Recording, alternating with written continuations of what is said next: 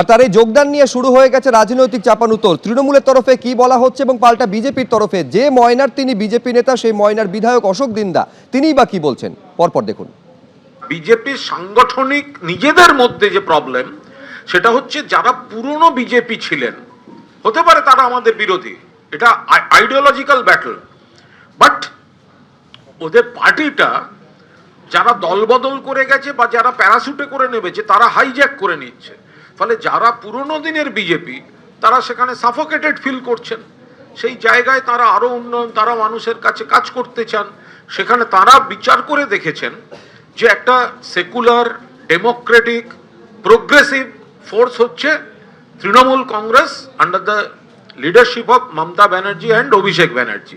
তো তারা সেই জন্যই মানুষের কাজ করবেন বলে তৃণমূলের প্ল্যাটফর্মে আসছে। তো ও যাওয়াতে আমার কি হয়ে গেল, আরো 5000 ভোট বেড়ে গেল। ও বিজেপিতে থেকে সবসময় ক্ষতিই করেছে।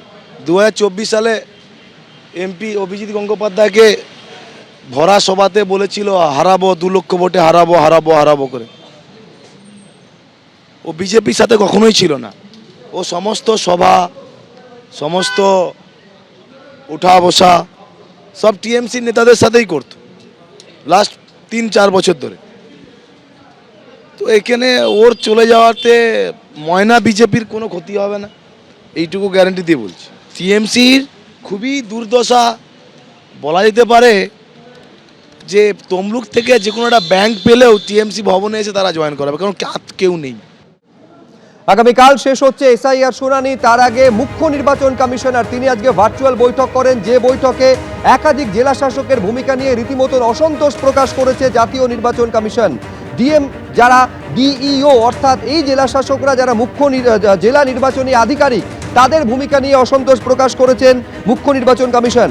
কমিশন জানতে চেয়েছে যে কোন কর্তৃত্বে ইআরও এইআরওদের ডেকেছিলেন ইএমআরও। দক্ষিণ 24 পরগনা সহ একাধিক জেলা শাসকের ভূমিকায় ক্ষুব্ধ কমিশন।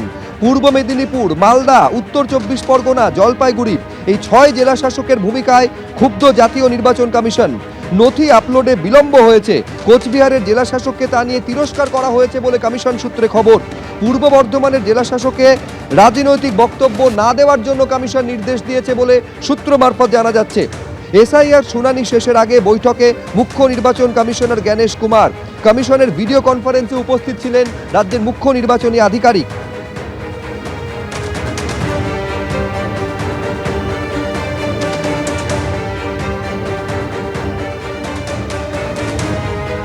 আর এরই মধ্যে রাজ্যের মুখ্য সচিব নন্দিনী চক্রবর্তীকে দিল্লিতে তলব করেছে জাতীয় নির্বাচন কমিশন। দুপুর 3টে নাগাদ তাকে হাজির হতে বলা হয়েছে। ঘড়ির কাঁটায় এখন 4টে পেরিয়ে গিয়েছে, অর্থাৎ নির্ধারিত সময়ের পর আরও 1 ঘন্টা পেরিয়ে গিয়েছে। আমি এই মুহূর্তের আপডেটটা জানবো সরাসরি। রুমা পাল আমাদের প্রতিনিধি রয়েছেন। রুমা, কি খবর রয়েছে?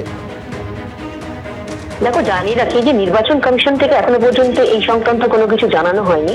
অন্যদিকে এটাও ঠিক যে আজকে সকালবেলা মুখ্য সচিব তিনি দিল্লিতে গেছেন। 3টে নির্ধারিত সময় ছিল 3টে। আর কেন তাকে ডাকা হয়েছে সেই বিষয়ে আরো একবার বলে রাখি যে যেহেতু নির্বাচন কমিশনের তরফ থেকে একাধিক নির্দেশ আসছিল, কিন্তু রাজ্যের তরফ থেকে দেখা যাচ্ছিল সেটা কিন্তু মানা হচ্ছিল না বা অমান্য করা হচ্ছিল। যেমন প্রথম দিকেই জানিয়ে রাখি যে 2 জন ইআরও এবং 2 জন এইআরওর ক্ষেত্রে তাদের এফআইআর এর ক্ষেত্রে কিন্তু বারবার নির্বাচন কমিশন থেকে বলা হচ্ছিল, কিন্তু রাজ্যের তরফ থেকে এফআইআর এর বিষয়টা কিন্তু কোনোভাবেই কর্ণপাত করা হয়নি বা করা হয়নি। অন্যদিকে জানিয়ে রাখি আরো একটা বিষয়, বসিরহাট 2 এর ভিডিও যিনি ছিলেন, সেখানে দেখা গেছে যে তিনি সুপ্রিম কোর্টের নির্দেশ অমান্য করেই নিজের উদ্যোগে অতিরিক্ত আধিকারিক নিয়োগ করেছিলেন। সেটা কেন করেছিলেন সেটাও কিন্তু নিয়ম বহির্ভূত। সেই নিয়েও কিন্তু রাজ্যকে প্রশ্ন করা হয়েছিল। সেটা সেই সম্পর্কেও কিন্তু রাজ্যের তরফ থেকে কোনো সদুত্তর মেলেনি। বা এই বসিরহাট 2 ভিডিওর ক্ষেত্রে যাতে কোনো স্টেপ বা পদক্ষেপ নেওয়ার ক্ষেত্রেও কিন্তু তাদের রাজ্যের তরফ থেকে কোনো তারা কিন্তু পদক্ষেপ নেয়নি। অন্যদিকে আরো গুরুতর অভিযোগ ছিল যে 3 জন ইলেকটোরাল রোল অবজারভার তাদেরকে বদলি করা হয়েছিল এবং নির্বাচন কমিশন চেয়েছিলেন, স্পষ্টভাবে নির্দেশ ছিল যে এরা যেহেতু রোল অবজারভার কাজ করছেন তাদের বদলি যাতে না করা হয়। অন্যদিকে এটাও ঠিক যে এসডিও বা এসডিএম স্তরের আধিকারিকদের ইআরও এবং রিটার্নিং অফিসার হিসেবে সঠিকভাবে নিয়োগ করা হয়নি, যা সরাসরি কমিশনের নির্দেশের বিরোধী, এমনটাও কিন্তু বলেছিল। দেখা যাচ্ছে রাজ্য সরকার সেই উত্তরে কিন্তু নির্বাচন কমিশন সন্তুষ্ট ছিল না। সেই কারণে কিন্তু মুখ্য সচিবকে দিল্লিতে নির্বাচন কমিশনে তলব করা হয়েছে। মুখ্য সচিব নন্দিনী চক্রবর্তীকে দিল্লিতে তলব করা হয়েছে। জাতীয় নির্বাচন কমিশনের একাধিক নির্দেশ রাজ্য অমান্য করেছে বলে অভিযোগ সামনে রয়েছে। এছাড়াও নির্বাচনী আধিকারিক যারা এসআইআর এর কাজের সঙ্গে যুক্ত তাদের ভূমিকা নিয়েও কমিশনের একগুচ্ছ প্রশ্ন রয়েছে। এই আবহে নন্দিনী চক্রবর্তীকে দিল্লিতে তলব।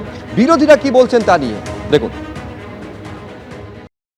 পশ্চিমবঙ্গের এক শ্রেণীর আইএএস এবং আইপিএস অফিসারদের তাদের বারংবার কেন্দ্রীয় সরকারি নির্দেশিকা অমান্য করা অথবা নির্বাচন কমিশনের নির্দেশিকা অমান্য করা এটা অভ্যেসে পরিণত হয়েছে। মুখ্যমন্ত্রীকে খুশি রাখতে গিয়ে তারা দেশের আইন, আদালত, সরকারি ব্যবস্থাকে উপেক্ষা করছে।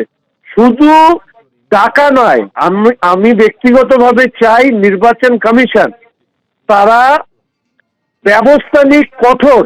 উনি তো কমিশনের নির্দেশ একাধিকবার ভায়োলেট করেছেন। রাজ্য সরকারের বা বলা যায় শাসক দলের দলদাসের মতো করে কাজ করে যাচ্ছেন, এই নিয়ে কোনো সন্দেহ নেই। কমিশন বলেছে কখনো এফআইআর করতে, ওনারা এফআইআর করেনি, আরো নানাবিধ ব্যবস্থা নিতে বলেছে, ব্যবস্থা নেয়নি। কিন্তু ঘটনাটা হচ্ছে এই ধরনের তলব ইত্যাদি আমরা আগেও দেখেছি, কিন্তু কোনো ক্ষেত্রেই কোনো কার্যকারী কোনো সিদ্ধান্ত আলটিমেটলি ইলেকশন কমিশন কি কখনো কেন্দ্র সরকারের স্বরাষ্ট্র মন্ত্রক তলব করেছে, তারা কখনো কোনো কার্যকরী সিদ্ধান্ত নেয়নি।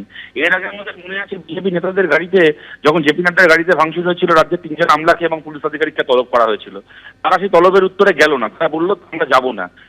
ওই গোটা স্বরাষ্ট্র দপ্তর, কেন্দ্র সরকার বসে বসে আঙুল চুষলো, কোনো ব্যবস্থা নেওয়া হলো না। আমরা আলাপন বন্দ্যোপাধ্যায়ের ক্ষেত্রে দেখলাম বারবার করে কেন্দ্র তলব করলো, তিনি সেই তলবকে ভায়োলেট করলেন, তার বিরুদ্ধে কোনো ব্যবস্থা হলো না। এক্ষেত্রে আমরা দেখতে চাই কোনো কার্যকারী কোনো পদক্ষেপ হয় কিনা। আদারওয়াইজ এই ধরনের তলব আমরা আগেও দেখেছি, এতে খুব কিছু হয় না। এবিপি আনন্দ এগিয়ে থাকে, এগিয়ে রাখে।